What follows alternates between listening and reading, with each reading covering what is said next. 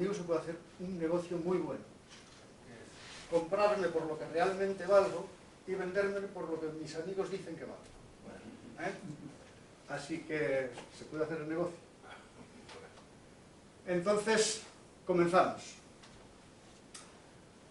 Acabar con la pobreza y cuidar la naturaleza es el título que yo he dado al libro que he publicado, que alguno habéis leído. Y no quise nunca, no he pretendido jamás que fuera un libro de entretenimiento, un libro con unas cuantas ideas más o menos ilustrativas, bonitas, que pueden quedar bien. Oye, perdonad una cosa, ¿no me ibas a poner la grabación? No, ¿Para grabar la voz? Hemos cambiado por distancia y con este me coge muy bien. Ya hemos probado. Vale, correcto, pues ya estamos en ello. Bien, entonces, yo he pretendido siempre desde el principio que el libro sea un manual de procedimiento, es decir, cómo hacer, qué hay que hacer, qué pasos hay que dar para resolver estos dos problemas, que después del problema que tenemos los humanos, que es evitar las guerras, son los dos problemas más importantes que tiene la humanidad, es decir, eliminar la pobreza y cuidar la naturaleza. Estas medidas que yo propongo las divido o las explico en 6 charlas. La primera que tocamos hoy es el sistema impositivo, efectos perversos de los impuestos al trabajo. He modificado un poco lo que habíamos comentado. Luego, la siguiente es por unas pensiones más justas y sostenibles a lo largo del tiempo, la robotización, paro y empleo básico, la libertad de los padres de poder elegir la educación de sus hijos para huir de la pobreza, el coche eléctrico y las energías renovables, y la sexta, nuevo sistema de recogida de basuras para un mejor reciclado y una agricultura más ecológica. Yo explico. Hoy nos vamos a centrar en la primera, exclusivamente, que es el sistema impositivo, efectos perversos de los impuestos al trabajo. Pero voy a comenzar por definir pobreza muy brevemente. ¿Qué se entiende cuando una persona es pobre? ¿Qué podemos definir por pobreza? Pues bueno, cuando alguien no puede cubrir las necesidades básicas. ¿Cuáles son las necesidades básicas? Pues la primera, comer; la segunda, vestirnos; la tercera, tener una casa; poder curarte si estás enfermo; tener acceso a la enseñanza; y luego tener un dinero imprescindible para cubrir una serie de gastos que hay menudos, como pagar la luz, el agua, la casa, el seguro, el bono transporte y estas cosas. Es decir, cuando una persona no puede cubrir lo básico, pues entonces es pobre. Pero la pobreza no tiene por qué ser absoluta. Hay gente, como este caso que vemos aquí, que no cubren ni la primera necesidad. Y hay gente en el mundo que muere de hambre, por raro que nos parezca en el mundo en que vivimos. Pero esta es una realidad. Pero luego, digamos, hay personas que pueden cubrir, como las que vemos en esta foto, probablemente la alimentación, el vestido, que se consigue más o menos, pero luego ya la vivienda es un tema complicadísimo. La medicina y la enseñanza la cubre el Estado, pero luego cubrir las otras necesidades se complican y siguen estando, digamos, en un nivel de pobreza más bajo, pero en definitiva en la pobreza. Sigue siendo pobreza. ¿Cómo puede un pobre dejar de ser pobre? Yo digo que solo hay dos maneras de que un pobre pueda dejar de ser pobre, y una es imposible. Es decir, que te toque la lotería, cobres una herencia de un tío rico, que eso no ocurre nunca, o que encuentres un trabajo con un salario que te permita cubrir las necesidades. Un pobre deja de ser pobre en el momento que cobra el primer salario que le permite cubrir sus necesidades. Por ello, tenemos que concluir que la principal causa de pobreza es la falta de trabajo. Si hay trabajo suficiente, o el paro, digamos, está por debajo del 5%, la pobreza es mínima. Queda reducida a temas un tanto psicológicos, pero no de necesidad. Ahora, si el paro sube por encima del 5%, según va subiendo, va aumentando, digamos, el nivel y el riesgo de pobreza. Eso está claro. Entonces, la falta de trabajo es la principal causa de pobreza. La falta de trabajo, ¿qué es lo que definimos como paro? Y yo digo, el paro es el padre de la pobreza. La pobreza es la madre de la miseria. Y la miseria es el humus, el caldo de cultivo donde se genera la inestabilidad social y donde se genera una parte de la delincuencia, el robo, el secuestro, el atraco, y las revueltas sociales en muchos casos, digamos que es un agente propicia, digamos, para todo ello. Que al final la pobreza, que empieza en el paro, termina afectando al resto de la sociedad. Y termina afectándolo porque todo lo termina sufriendo. ¿Quién más la sufre? Por supuesto, son los implicados directamente. Bien, con esto definimos un poco lo que es pobreza. ¿Qué entendemos por cuidar la naturaleza? Pues cuidar la naturaleza hay dos partes. Por una parte, estamos consumiendo una serie de materias primas que no son infinitas. Es decir, que no se reproducen como un grano de trigo o un grano de maíz. No se reproducen. Es decir, petróleo hay el que hay, carbón hay el que hay, gas hay el que hay, se supone que saldrán sustitutos, pero no están todavía desarrollados y a la vista. Metales, acero, cobre, aluminio, bronce, bueno, bronce es una aleación, zinc, hay el que hay. Y en los últimos 100 años hemos consumido 1000 veces más materias primas de estas que en toda la historia de la humanidad. Y también tenemos que ser conscientes que no somos los últimos pobladores de este planeta, que detrás de nosotros están nuestros hijos, están nuestros nietos, los nietos de nuestros nietos, y los nietos de los nietos de nuestros nietos. Y no tenemos por qué agotar el último gramo de cobre, de plata, o de estaño, o de petróleo, o de carbón. Hemos de dejar para ellos. No podemos pasar a la historia como unos simples depredadores metidos en una incultura llamada cultura de usar y tirar. Entonces, esto es. Pero no solo consumimos una serie de materias primas que no son infinitas, sino que a la vez cuando consumimos materias primas contaminamos. Es decir, si quemamos petróleo contaminamos, si quemamos carbón contaminamos más, con otra serie de actividades seguimos contaminando la atmósfera. Sobre la atmósfera no es preciso estar convencidos de que el cambio climático está ahí. Es decir, yo no entro en el debate del cambio climático y lo digo en el libro, porque no soy especialista y porque hay mucha controversia entre ellos. Pero basta con esto que dice la Organización Mundial de la Salud. Dice, la Organización Mundial de la Salud estudia 4.300 ciudades. La contaminación mata cada año a 7 millones de personas. La polución dispara las enfermedades cardiovasculares y el cáncer de pulmón. Vamos a ver, esto será en esa cantidad o en otra cantidad, pero todos sabemos que un aire limpio es más saludable que un aire contaminado por una serie de gases que son nocivos para la salud. Por lo tanto, una cosa que tenemos que evitar es la contaminación de la atmósfera. Si contaminamos los ríos, también sabemos que no va a haber vida en los ríos, pero que tampoco va a haber agua en condiciones, ni podemos contaminarlos, digamos, de una manera alocada. Y si en la recogida de basuras nos seleccionamos, contaminamos la tierra y demás, pues estamos en el mismo problema. Es decir, que cuidar la naturaleza significa administrar con racionalidad las materias primas, que no son infinitas, y procurar, es decir, contaminar lo menos posible, y si es posible no contaminar, pues eso es lo ideal. Bien. Entonces, para resolver estos dos problemas de una manera coordinada y combinada, mi primer propuesta, que es además el motor de todas las demás no funcionan sin esta, es una reforma fiscal que yo titulo de cero impuestos al trabajo. Cero impuestos al trabajo. ¿Qué entendemos por impuestos al trabajo? Es decir, ¿qué son los impuestos al trabajo?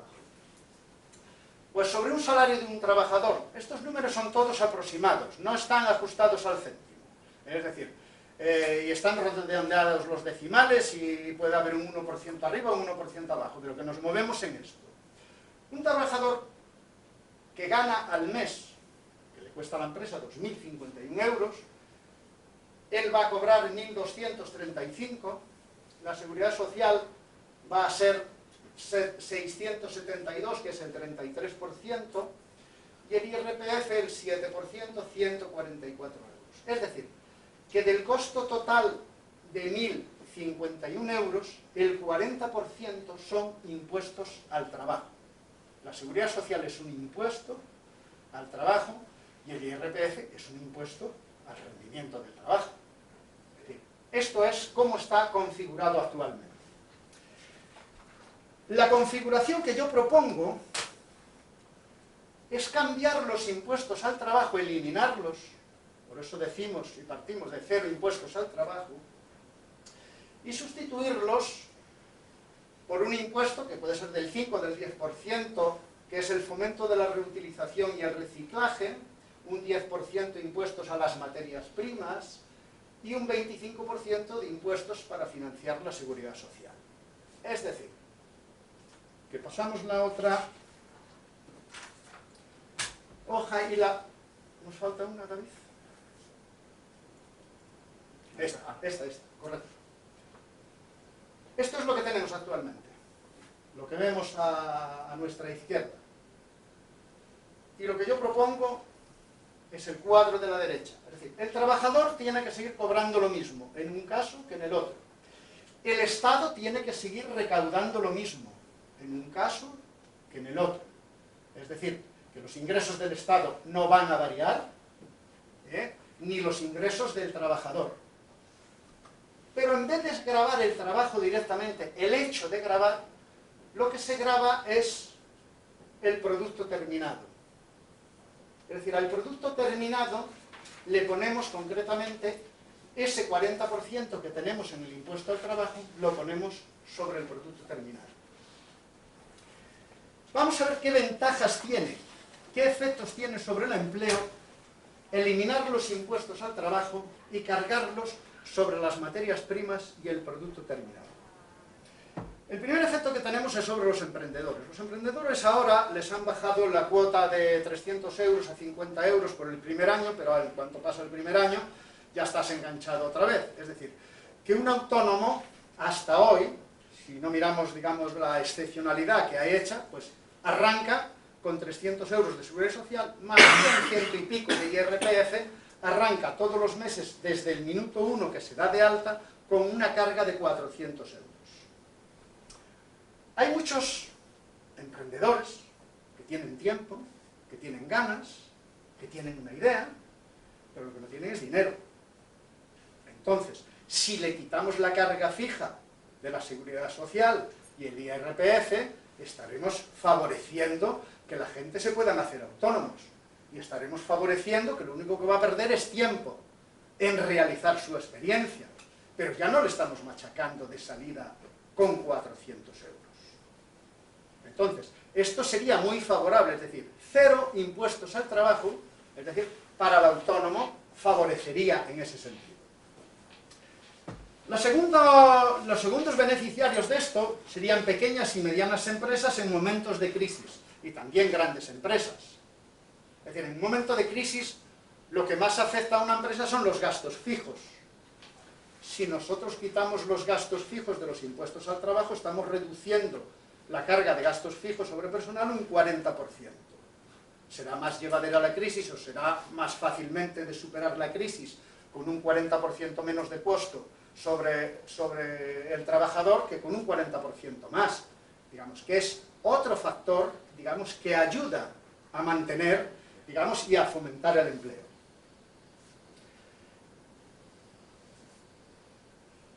Las empresas reducen los gastos de personal en momentos de crisis. Vale, la pequeña y mediana empresa, bien. Vamos al cuarto punto. Ahora mismo, si yo fabrico sillas y tengo unas herramientas normales y tengo, por ejemplo, 10 empleados para fabricar sillas, estos 10 empleados están pagando un 40% de impuestos sobre su salario. Si se me pone una competencia con un robot y la fabrica con 2 empleados, yo tengo que competir con el factor humano con unos impuestos del 40% y el robot compite con unos impuestos 0. Mientras que si los impuestos, en vez de gravarlos sobre el trabajo, los gravamos sobre el producto que se produce en el robot pagará lo mismo, que esto ya lo veremos más adelante, si tiene que pagar más o no, que el producto que se produce con personas. Es decir, ahora mismo, y esto es una barbaridad, que si yo produzco con una máquina no pago impuestos, y si produzco con personas pago un 40% de impuestos. Entonces, favoreceremos mucho la recaudación en este sentido, porque no será sobre las personas en activo, sino sobre los productos que se fabrican. Y también mejoramos la competencia y la competitividad. Es decir, en este sentido. Es decir, equilibramos un poco, digamos, las cargas.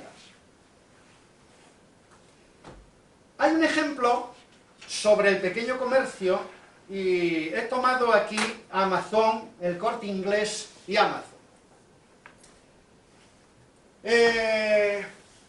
Ahora se da un fenómeno muy común, que es que te quieres comprar un televisor y no sabes qué televisor comprar.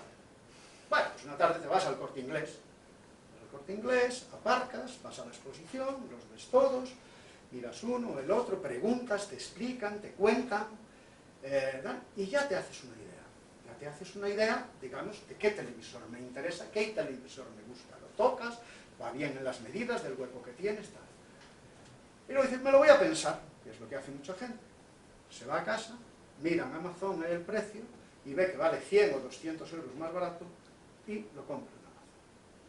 El Corte Inglés y el pequeño comercio le han hecho un trabajo a Amazon involuntario, no tiene la culpa Amazon tampoco de eso, involuntario, pero le han realizado una parte del trabajo de venta del Corte Inglés.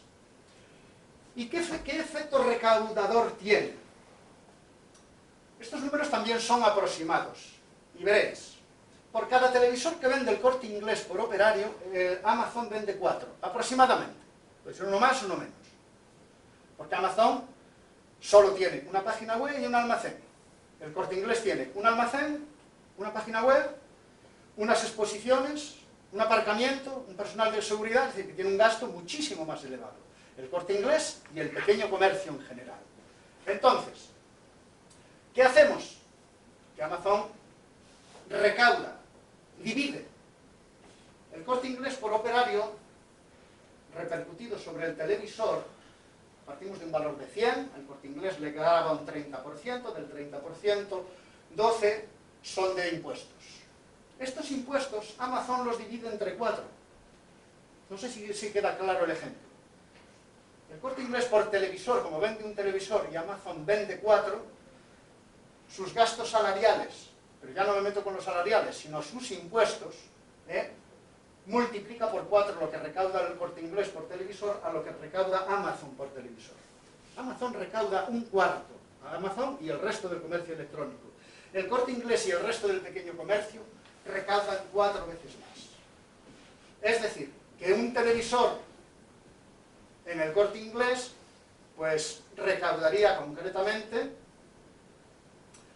6,3 más 12, que ¿de dónde hemos sacado, David, el 6,3 más 12? El 6,3 es el del IVA.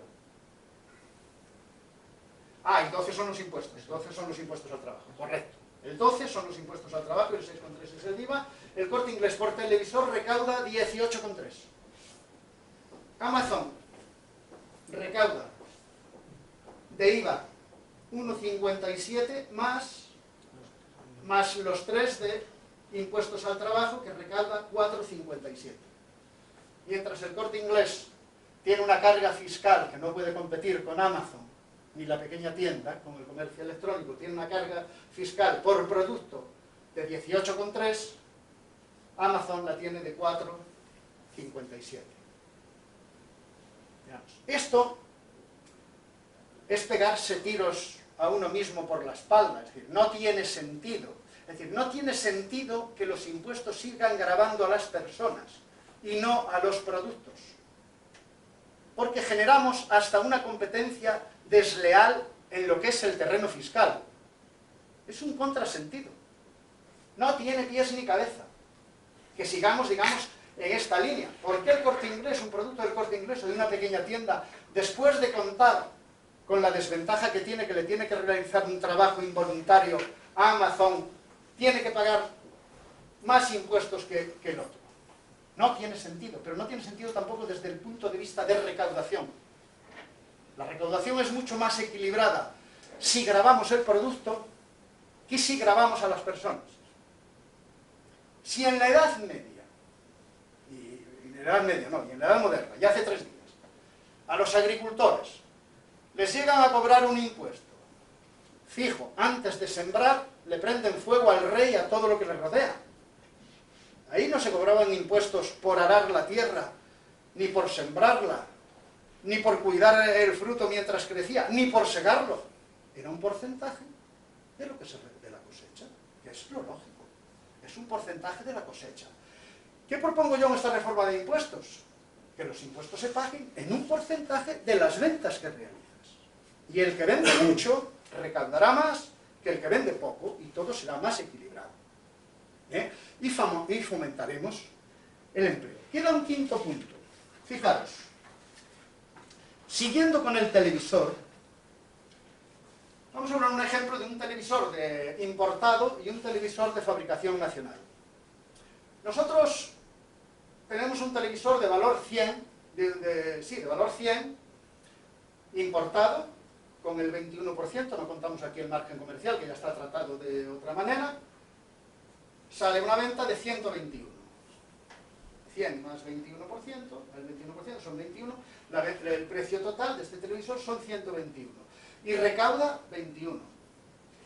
El televisor de fabricación nacional, que de salario que cobra el trabajador sería 100 también, hay que meterle 67 de impuestos al trabajo.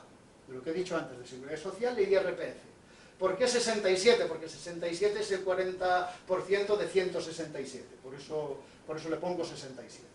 Total, que el televisor de fabricación nacional hay que venderlo 100 más 67, 167, más el 21% son, el 21% de 167 son 35.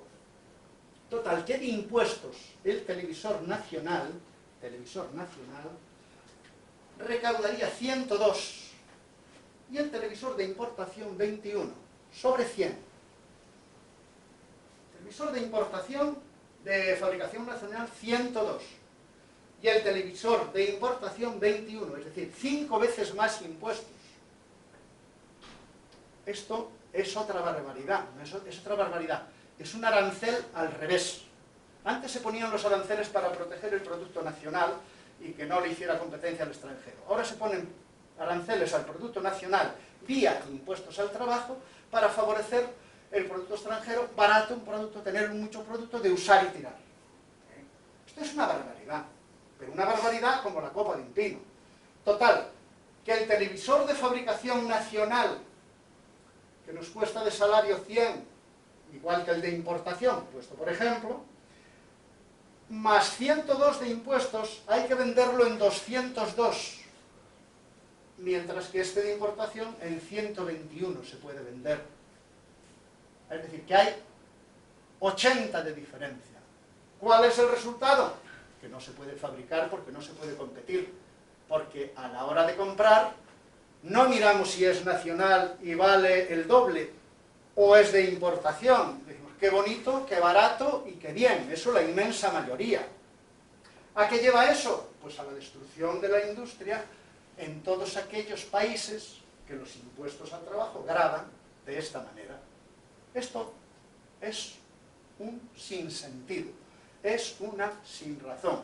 Yo digo, los impuestos al trabajo son una aberración moral e intelectual. Y son una aberración moral porque fomentan el paro.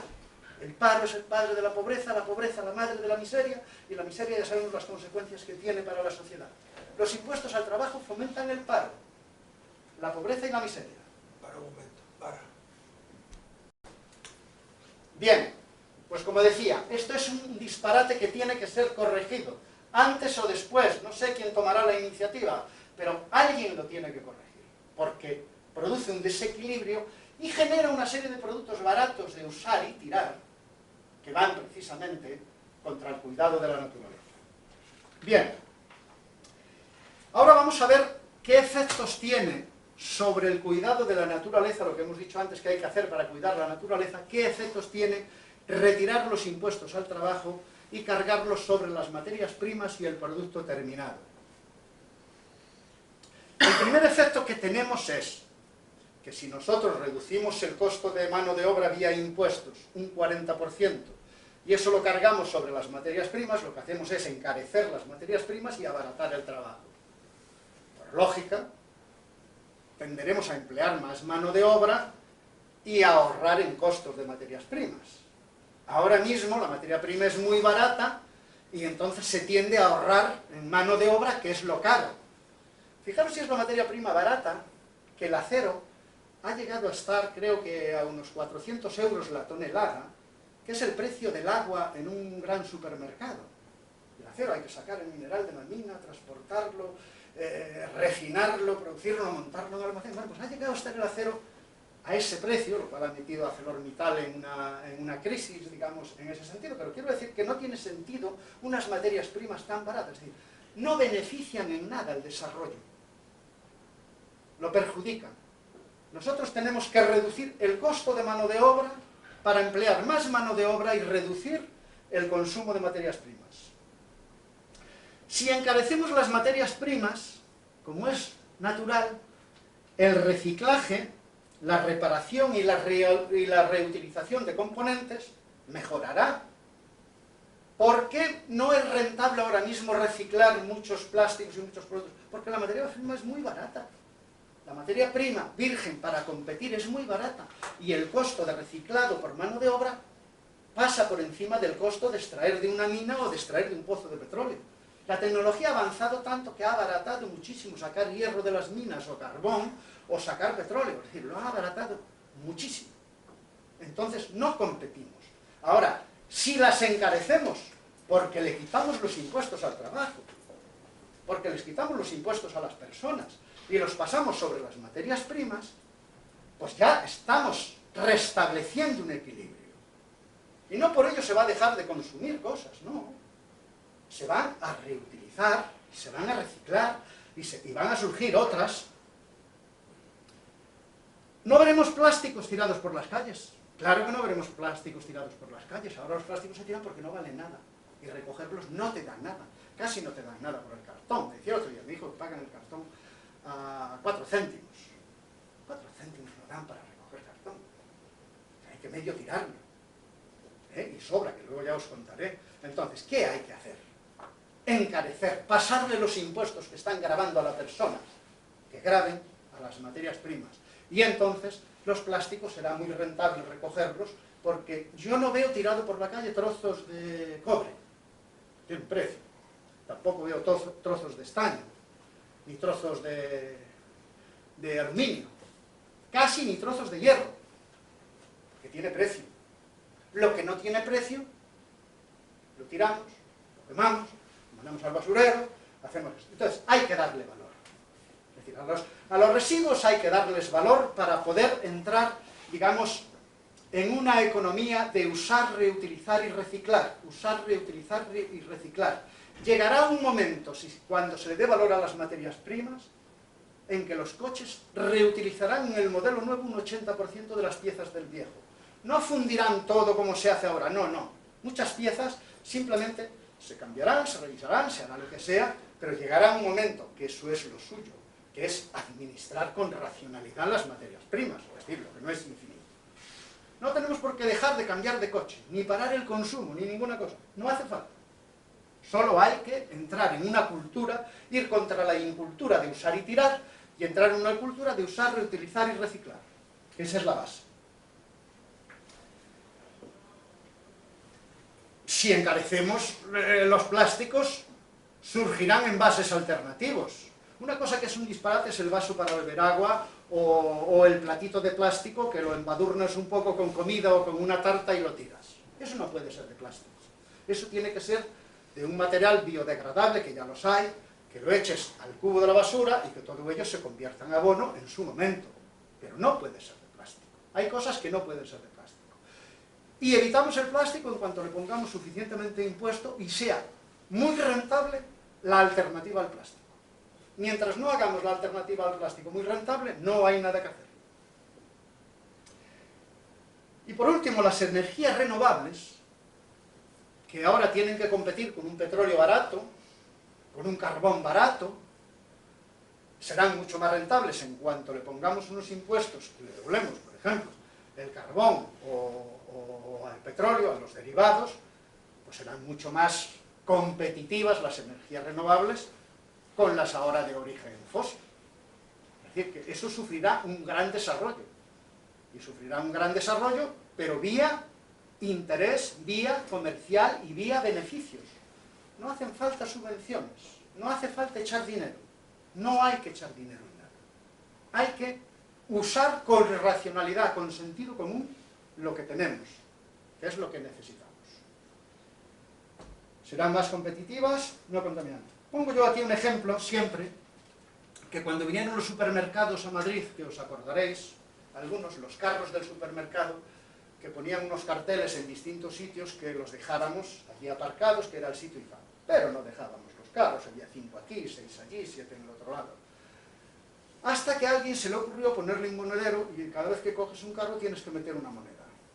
Al día siguiente de poner el monedero, todos dejábamos el carro en su sitio. No nos habíamos convertido de la noche a la mañana en mejores ciudadanos, ni más civilizados, ni más amantes de la naturaleza. No, era el propio interés. Y eso es lo que hay que hacer con los impuestos y con las materias primas. Decía Del Carnegie, en un magnífico libro de Relaciones Humanas, Cómo ganar amigos, decía, ¿cómo conseguir que alguien quiera lo que usted quiere? Dándole lo que él quiere.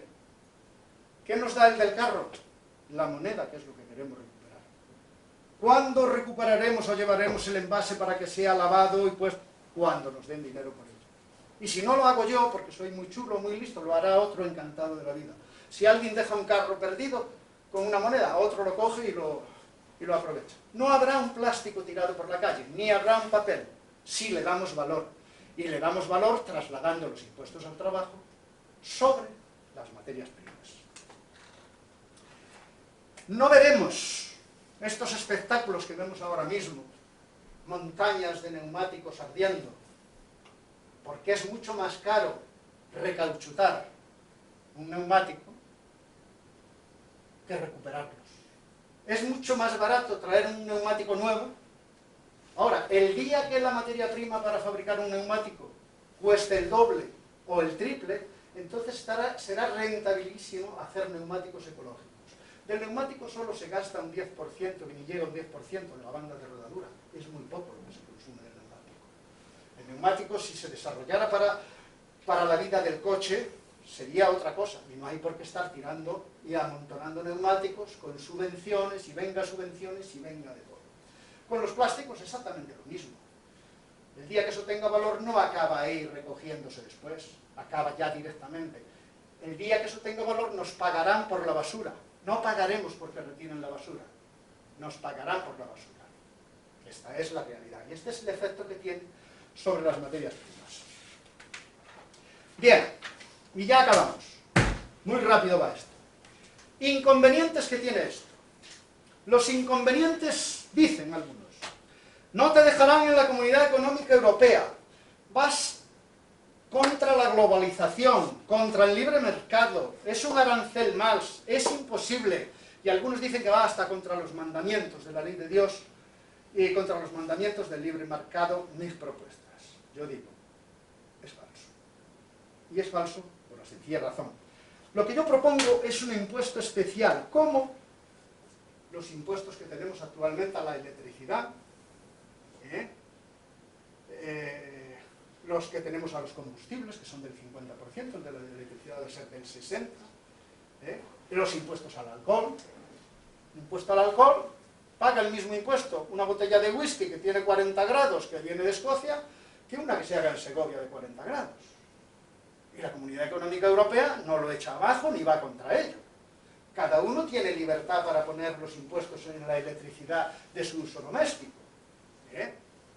El tabaco, 3/4 de lo mismo. Aquí el 80% de los impuestos del precio de una cajetilla son impuestos, pues cada país tiene una variación distinta.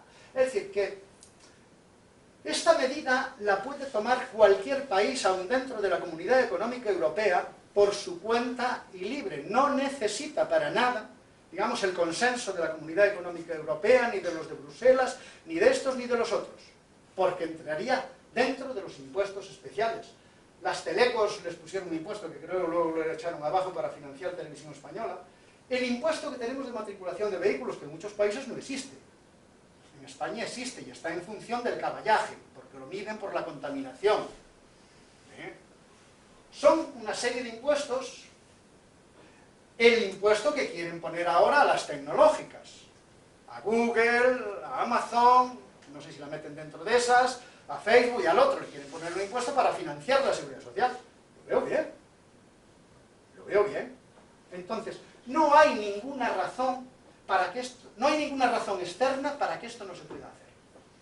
Es cuestión de planteárselo, razonarlo y ver que es posible y ver los frutos y sacarle las contras. Ya hemos terminado casi. Hay una cuestión clara. ¿Los políticos van a hacer algo que son los que tienen que hacer? No van a hacer nada. ¿Por qué no van a hacer nada? Porque los políticos solo hacen aquello que tiene demanda social. Y tiene demanda social lo que da votos. Y mientras los políticos no vean demanda social en este sentido, que vean que ganan votos, no se van a mover. El día que vean que ganan votos, se moverán. Y yo digo, nosotros tenemos que trabajar por esta idea. Y yo os propongo una cosa, es decir, si lo que he propuesto hoy no sirve, hay que tirar el libro a la basura y encerrar al autor del libro. Porque no puede la gente perder el tiempo con esto. Pero si sirve, tenemos que hacer algo. Y un gramo de acción vale más que una tonelada de lamentación. Y os sugiero que penséis ideas si sirve. Y si no sirve, ideas también para retirar al autor del camino. Tampoco yo he nacido para hacerle perder el tiempo a nadie. Y nada más, a vuestra disposición.